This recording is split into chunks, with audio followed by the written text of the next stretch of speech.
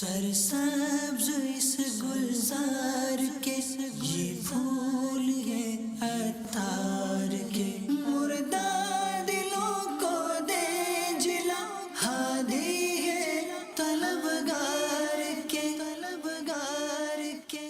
الحمدللہ رب العالمین والصلاة والسلام علی خاتم النبیین، اما بعد فاعوذ باللہ من الشیطان الرجیم، بسم اللہ الرحمن الرحیم۔ صلاۃ والسلام علیک یا رسول اللہ وعلی آلک واصحابک یا حبیب اللہ۔ صلاۃ والسلام علیک یا نبی اللہ وعلی آلک واصحابک یا نور اللہ۔ اس سالہ ضیائی درود و سلام پیج نمبر 6 فرمان مصطفیٰ صلی اللہ علیہ وآلہ وسلم نمبر 21۔ اے لوگو، بے شک بروز قیامت اس کی دہشتوں یعنی گھبراہٹوں اور حساب کتاب سے جلد نجات پانے والا شخص وہ ہوگا جس نے تم میں سے مجھ پر دنیا کے اندر بکثرت یعنی زیادہ درود شریف پڑھے ہوں گے۔ صلو علی الحبیب صلی اللہ علی محمد۔ یا مرشدی، پہلے آپ کی نگاہ کرم سے بہت مدنی کام کرتا تھا، پھر غفلتوں میں پڑ گیا اور کافی ٹائم بعد آپ کی نگاہ فیض سے حاضر ہوں آپ کے قدموں میں۔ کرنا چاہتا ہوں مدنی کام، مگر کر نہیں پا رہا، طرح طرح کے مسائلوں میں مبتلا ہوں۔ ایسے میں مجھے کیا کرنا چاہیے؟ نگاہ کرم فرما دیں۔ کام تو دیکھو کرنے سے ہوتا ہے، خالی چاہنے سے نہیں ہوتا۔ بھوک لگی ہے، کھانا کھانا ہے، لیکن دل نہیں کرتا کھانے کو، آدمی ہاتھ بڑھائے گا تو پھر پیٹ میں چلا ہی جائے گا کھانا۔ اگر کھانے کے لیے ایسا ہوتا نہیں ہے کہ بھوک لگی اور بندہ کھانے سے کترائے، روزے میں البتہ ایسا ہوتا ہے۔ آپ قبول فرما لیں آپ باپا، کوشش کریں گے تو پھر ایک بار انشاءاللہ کام کی دھوم دھام ہو جائے گی۔ میرا نام بلال راجہ ہے اور شوبی سے میرا تعلق ہے، تو لاہور سے میں حاضر ہوں، تو بالخصوص آپ سے ملنے کے لیے آیا ہوں۔ تو میرا یہ سوال ہے کہ ہم اکثر کنویز میں جاتے ہیں اپنی گاڑی وغیرہ پہ، تو کوئی جانور وغیرہ نیچے آ جاتا ہے، مر جاتا ہے، تو اس کا کوئی کفارہ وغیرہ کچھ ہوتا ہے؟ اس کے بارے میں بتائیں۔ تو انشاءاللہ 2 سال ہو گئے ہم آ نہیں رہا ہمارا قافلہ، تو دعا کیجئے۔ انشاءاللہ اس محرموں میں نیت کرتا ہوں کہ 100 فنکاروں کو لے کے آؤں گا انشاءاللہ عز و جل۔ 100 کو لے کر آئیں گے انشاءاللہ سبحان اللہ، کیا بات۔ ہر سال میں لے کے آتا ہوں جی الحمدللہ، بلال راجہ، اور آپ سے میں آگے کہتا ہوں آئی لو یو پاپا۔ ماشاءاللہ۔ تو اولاد کی بھی دعا کیجئے، اللہ پاک مجھے مدنی منہ عطا فرمائے تو اسے میں عالم دین بناؤں۔ آمین آمین، ماشاءاللہ۔ اللہ پاک آپ کی تمام خواہشات پوری کرے۔ اچھا، وہ جیسا جانور جیسے اور جیسا ملک، جی غالباً ہمارے ہاتھ میں اگر کوئی اونٹ کو مار دینا گاڑی والا، شاید 80,000 درہم، مجھے یاد پڑتا ہے اس کا، مطلب آدمی گیا کام سے اگر اونٹ اس کی زد میں آ گیا کہ گاڑی میں، وہاں اونٹوں کو بڑا پروٹیکشن ان مانو کر حاصل ہے، ریگستان کا جہاز ہے یہ۔ اب یہ کہ جنرلی ان کا پوچھنے کا مطلب یہ ہوگا کہ بلی، کتا، اس طرح کے جانور ہمارے یہاں وہ بیچارے زد میں آ جاتے ہیں، تو جان بوجھ کر تو شاید کوئی نہ مارتا ہو، تو اب اگر وہ کچل گیا تو کوئی اب قانونی مسئلہ تو ہے نہیں۔ اب بلیاں بھی پالی جا رہی ہیں، خوبصورت سی بلیاں، اب وہ کسی کی پالتو بلی آپ کی گاڑی کے نیچے آ کر دنیا سے چلی گئی تو ہو سکتا ہے اس پر کوئی قانون کچھ کہے، ورنہ جنرل جو بلیاں ہوتی ہیں، تو کتے جو گھوم رہے ہوتے ہیں، پھر رہے ہوتے ہیں، ان کو مار دینے سے مارتا نہیں آدمی، اب یہ بیچارے مر جاتے ہیں بیچ میں آ کر، اس پر کوئی کفارہ وغیرہ اس کا کوئی پڑا نہیں ہے کچھ۔ ٹخنوں سے اونچے پانچے رکھنا یہ سنت مبارکہ ہے اور اس کی ترغیب بھی ہے، تو اکثر یہ دیکھا جا رہا ہے کہ افراد کی اس جانب توجہ نہیں ہے، تو کچھ مدنی پھول اس حوالے سے ارشاد فرما دیجئے۔ دینی ماحول میں اگر آ گیا تو اس کو عام طور پہ پتہ ہوتا ہے کہ پاجامے ٹخنے سے اوپر ہونے چاہیے، تو پھر سمجھاؤ تو بولو یار وہ درزی نے بڑے کر دیا، تو میں بھی سمجھاتا ہوں کہ درزی اگر جیب یہ جو ہے، اب تو جیب بھی نہیں ڈلواتے، پہلے ڈلواتے تھے، گلا جو یہ پیچھے کی طرف بنا دے تو کیا کرو گے؟ پہنو گے؟ تو نہیں پہنیں گے. تو یہ بھی پھر کیسے پہنیں گے؟ تھوڑا درزی کو 5 10 20 روپے بکری کروا دو، سودا کروا دو، تو وہ بنا دے گا، تو پھر پہننا.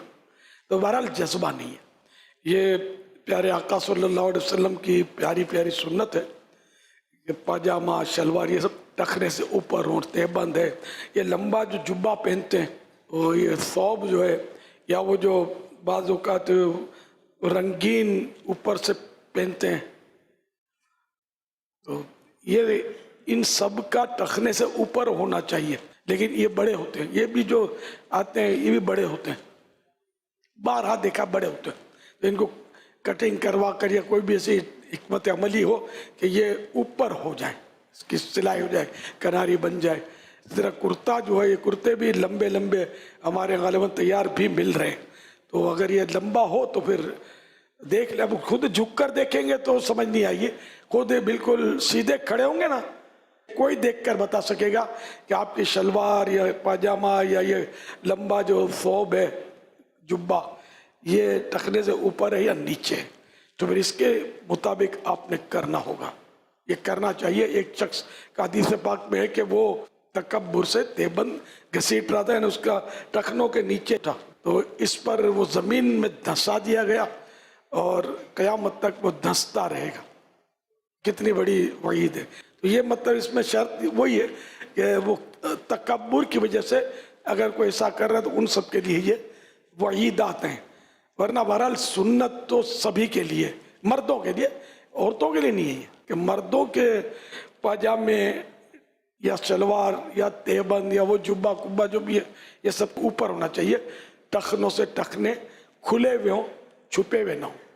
یہاں تک کہ اللہ نصیب کرے مدینے کی حاضری اور حج یا عمرہ شریف کا احرام باندھنے کی سعادت ملے تو وہ جو تہبند باندھنا ہے نا احرام کا، وہ بھی ٹخنے سے اوپر ہو، اس کا خیال رکھنا ہے.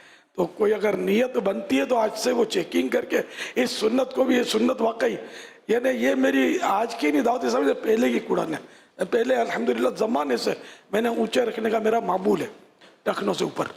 تو یہ اس دور میں بھی ایسا ہی تھا.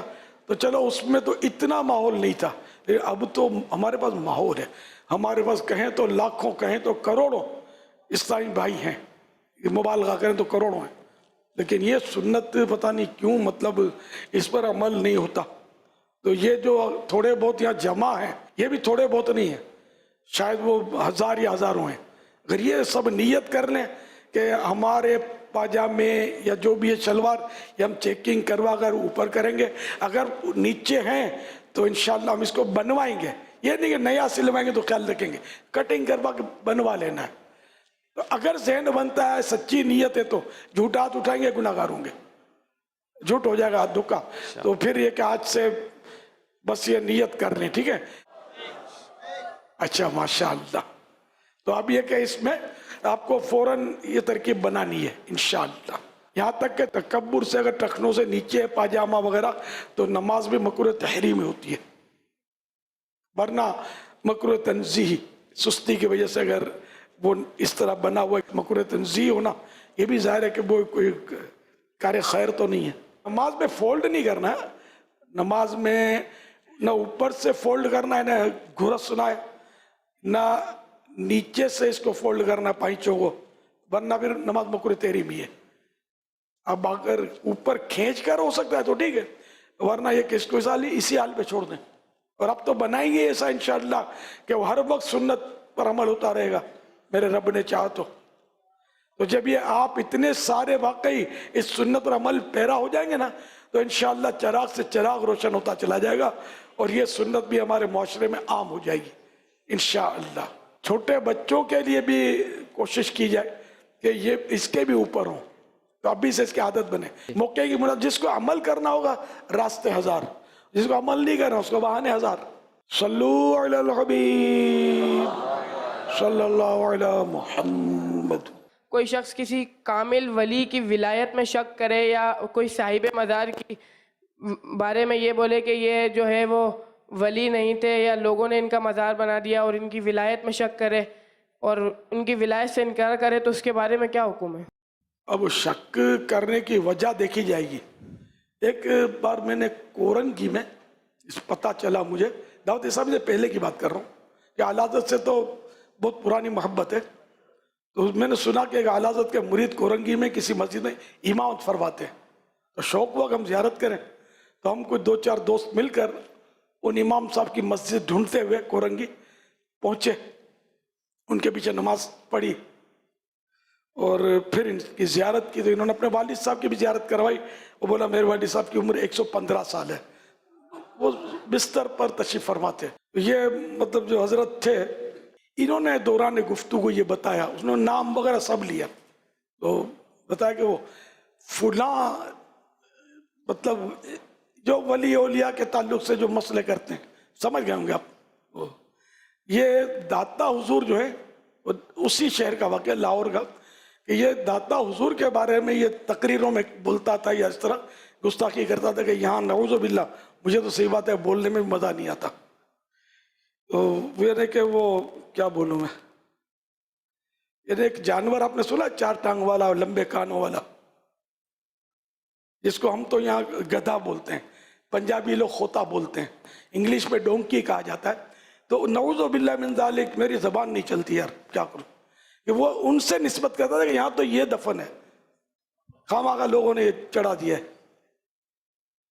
اچھا، اب یہ بولتا تھا، تو یہ بزرگ فرماتے ہیں کہ ایک وقت آیا کہ وہ بیمار ہوا، اور ایسا بیمار ہوا کہ بچنے کی امید نہیں رہی، تو کسی طرح بھی میں اس کے پاس پہنچ گیا اس کو دیکھنے کے لیے، اور دیکھنا میرا تھے بہت ٹنا ٹن سنی تھے، اعلیٰ حضرت کا مرید میں کوئی کمی تھوڑی ہوتی ہو، تو وہ بولا میں دیکھنے کے لیے گیا کہ میں نے سنا تھا کہ جو اولیاء کے گستاخ ہوتے ہیں مرتے وقت ان کی شکلیں بدلتی ہیں، بولا میں اس کو دیکھنے گیا تو وہ قسمیں کھا رہے تھے کہ خدا کی قسم، اور اس طرح، تو میں نے اس کو دیکھا کہ اس کا چہرہ گدھے جیسا بن گیا تھا، اور وہ بدبخت اسی حالت میں مر گیا۔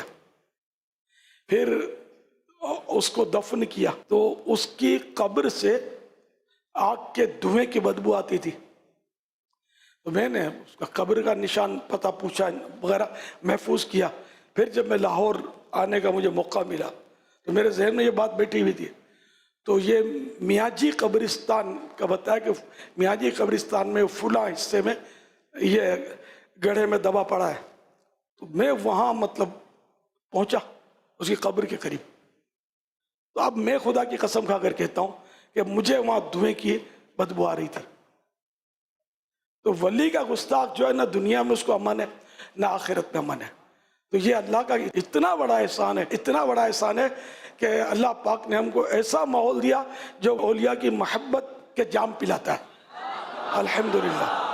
اللہ کے پیارے نبی صلی اللہ علیہ وسلم کا فرمان ہے نا کہ اللہ پاک فرماتا ہے، حدیث قدسی اس کو بولتے ہیں کہ جس میں زبان رحمت عالمیان صلی اللہ علیہ وسلم کی ہو اور فرمان خدا رحمان جل جلالہ کا ہو، تو یہ کہ جو میرے ولی سے دشمنی کرتا ہے میں اس سے اعلان جنگ کرتا ہوں۔ تو جب اللہ پاک نے کسی کو جنگ کا چیلنج فرمایا، وہ ہماری طرح وہ لڑائی اور یہ نہیں، یعنی اللہ پاک اتنا جس سے غضبناک ہوا، ولی کا جو دشمن ہوتا ہے تو اس کے لیے ایمان کا بڑا خطرہ ہوتا ہے، کیونکہ اللہ سے اس نے دشمنی مول لی ہے نا، یہ کہ اس کا ایمان ہو سکتا ہے کہ برباد ہو جائے۔ تو اس لیے کبھی بھی جو مشہور ہے مزار شریف ہیں، ماشاءاللہ لوگ آ رہے ہیں جا رہے ہیں حاضریاں دے رہے ہیں، تو اور بولتے ہیں کہ یہ ولی اللہ کا مزار ہے، تو آنکھیں بھی بند دماغ بھی بند، سوچنا بھی نہیں ہے تو ولی مان لینا ہے۔ یہ ہمارے پاس کون سا حال ہے کہ ہم کسی کو چیک کریں؟ ہمیں کیا شریعت نے اس بات کا مکلف کیا اور ہمیں پابند کیا کہ تم ہر ایک کی تحقیق کرتے پھرو کہ یہ ولی ہے تو کس ولایت کے درجے پر ہے یا نہیں ہے، تو کوئی اور چیز ادھر دفن کر دی ہے تو ویسے لوگوں نے مشہور کر خامخواہ ان لفڑوں میں کیوں پڑھتے ہیں؟ اپنے ایمان کی آدمی خیر منا کہ نعوذ باللہ میرا حال کیا ہے، مرتے وقت میرا ایمان آیا سلامت رہ گیا نہیں، میں مسلمان بھی رہوں گا نہیں، اپنی فکر کریں۔ تو ولی اولیاء سے محبت کریں گے، اولیاء کرام کے دامن سے وابستہ رہیں گے، انشاءاللہ العزیز ہمارا ایمان سلامت رہے گا۔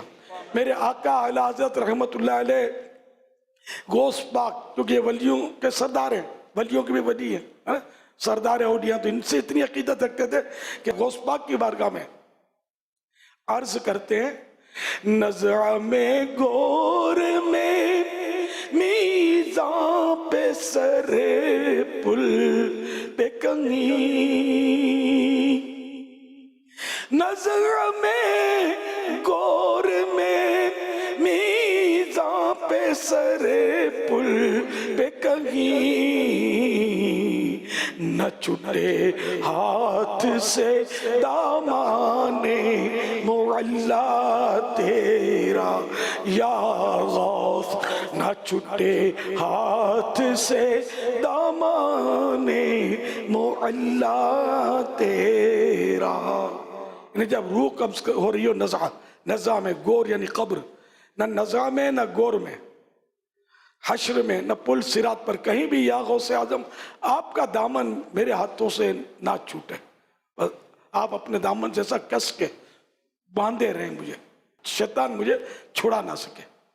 تو ہم تو اعلیٰ حضرت کے پیچھے پیچھے کہ یہ خود ولی اللہ ہے، انہوں نے غوث پاک کی محبت کے بھر بھر کے ہم کو جام پلائے، الحمدللہ۔ صلو علی الحبیب صلی اللہ علی محمد۔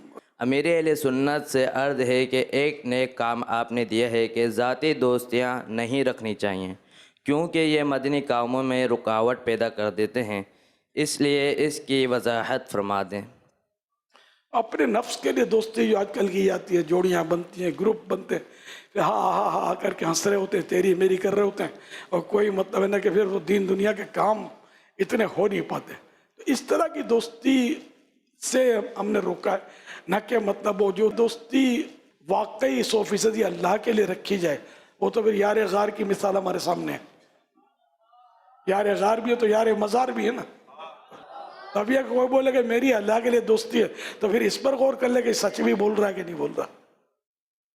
دوستی کے آداب اتنے ہیں کہ وہ عقل کام نہیں کرتی ہے۔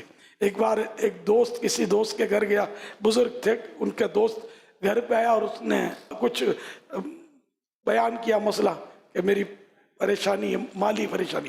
تو انہوں نے اپنی زوجہ کو حکم دیا کہ وہ جو میں نے رکھے نا وہ دے دو رقم، وہ لے آئی، آپ نے اس دوست کو دیا، وہ رخصت ہوا، یہ بیٹے رونے کے لیے۔ تو بیوی نے کہا جب اتنا ہی مطلب تھا تو آپ نے دی کیوں رقم اس کا، وہ رونے بیٹھے؟ تو فرمانے لگے کہ میں اس لیے تھوڑی رو رہا ہوں کہ میرے پیسے گئے، میں اس لیے رو رہا ہوں کہ میں دوست ہو کر میں نے اپنے دوست کا خیال کیوں نہیں رکھا کہ اس کو میرے دروازے پر آنا پڑا۔ پہلے میں ان کا خیال رکھتا، ان کی ضرورتیں پوری ہو جاتی، کہ ان کو یہ مطلب ایک ذلت یا جھجک ہوتی ہے نا کسی کے گھر پیسے لینے کے لیے جانا، مانگنے کے لیے، تو دوست ہوتا ہے۔ تو ہمارے یہاں تھوڑی ایسا، بلکہ اگر دو دوست مل کر چائے بھی پینے جائیں گے نا ہوٹل میں تو ایک ان دونوں آگے بڑھیں گے، کیا اب دونوں جیب کھڑکھڑا رہے ہوں گے، تو وہ جب بولے گا نا کہ ہاں بھائی پیسہ رکھو اتنے، وہ اعلان کرے گا، اب جس کا جلدی ہاتھ اٹھا وہ پھنس آ گیا، پھر بولے پچھتاوے کہ یار یہ نکالتا ہی نہیں تھا۔ ہماری دوستیاں ایسی ہیں کہ وہ جو تھڑا ہے نا ہوٹل کا، اس کے بارے میں منزل یہی کٹھن ہے قوموں کی زندگی میں، پیمنٹ کر رہے ہیں بڑا مشکل کام ہے۔ ہماری دوستیاں مطلب کی ہیں، مفاد کی، تو اس طرح کی یہ جنرلی مفاد کی دوستیاں ہوتی ہیں، بہت تجربہ مجھے۔ تو ان دوستیوں سے منع کیا کہ اس کی وجہ سے دین کے کاموں میں رکاوٹیں دیکھی ہیں میں نے۔ اب اگر واقعی خدا کے لیے دوستی ہے، جیسی دوستی کا حق ہے، تو دین کا کام بڑھے گا گھٹے گا نہیں۔ میں ایک دو دوستوں کو جانتا ہوں، وہ دوستی ہو گئی، مطلب پرانی دعوت اسلامی سے پہلے کی بات ہے غالباً، تو دونوں نے داڑھی رکھ لی۔ میرے پاس پہلے بھی داڑھی والوں کی ایک کھیپ تھی، میری داڑھی رکھوانے سے دلچسپی تھی، تو کچھ نوجوان تھے الحمدللہ، تو رکھ لی۔ اب وہ ایک بار اس کے ایک دوست نے مجھ سے کہا کہ یہ جو میرا دوست ہے نا یار، اس کو کچھ فورس تھی گھر کی یا کوئی مجبوری تھی، یہ لگتا ہے داڑھی کٹوا دے گا، اور اگر یہ داڑھی کٹوا دے گا تو پھر یار ممکن نہیں ہے میرا داڑھی رکھنا، میری بھی گئی۔ تو پھر واقعی ایسا ہوا، اس دوست نے کٹوا دی داڑھی، اس نے بھی منڈوا دی۔ یہ ان دوستیوں کی میں مطلب کہ یہ پھر دنیاوی دوستی، ذاتی دوستی، مال کی کشش سے بعض اوقات دوستی ہوتی ہے، حسن و جمال کی کشش سے دوستی ہوتی ہے، بعض اوقات اس کے چٹکلے، مذاق مسخروں کے انداز، ڈائلاگ یہ اچھے لگتے ہیں، دوستی ہو جاتی ہے۔ تو یہ چیزیں مطلب نہیں، بلکہ اللہ کے لیے محض اللہ کے لیے, صرف اللہ کے لیے دوستی ہو تو اس کو لاکھوں سلام. صلو علی الحبیب صلی اللہ علی محمد. میرے لیے خوش قسمت یہ ہے کہ میں زندگی میں پہلی مرتبہ آپ سے کلام کر رہا ہوں. یا سیدی عرض یہ ہے کہ کوئی ایسا عمل ارشاد فرما دیجئے کہ نزع کے وقت پیارے آقا صلی اللہ علیہ وآلہ وسلم تشریف لے آئے, ہماری ایمان کی حلاوت قائم و دائم رہے. اللہ اللہ, کثرت سے درود شریف پڑھتے رہیں. پچھلے دنوں کچھ طبیعت ناساز تھی تو اس وقت مجھے ایسا احساس ہوا کہ بخار کی شدت اور طبیعت میں ایسی بے چینی تھی, تو مجھے بڑا احساس ہوا کہ پھر ہمارا نظام کیا بنے گا. اس وقت ہمارا اللہ کی رحمت ہوگی تو بے شک اللہ پاک ہمارے ماں باپ سے بڑھ کر ہم پر مہربان ہے. اللہ کی رحمت پر امید رکھے اور خوف بھی رکھے, لیکن ایسا خوف نہ بڑھے کہ مایوسی ہو جائے. اللہ کی رحمت سے توجہ بھی نہیں ہٹانی, اللہ بہتر فرما دے گا.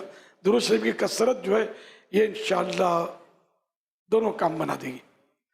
نزا کی سختیوں کا بھی انشاءاللہ پتہ نہیں چلے گا اتنا, اور کلمہ بھی نصیب ہو جائے گا انشاءاللہ.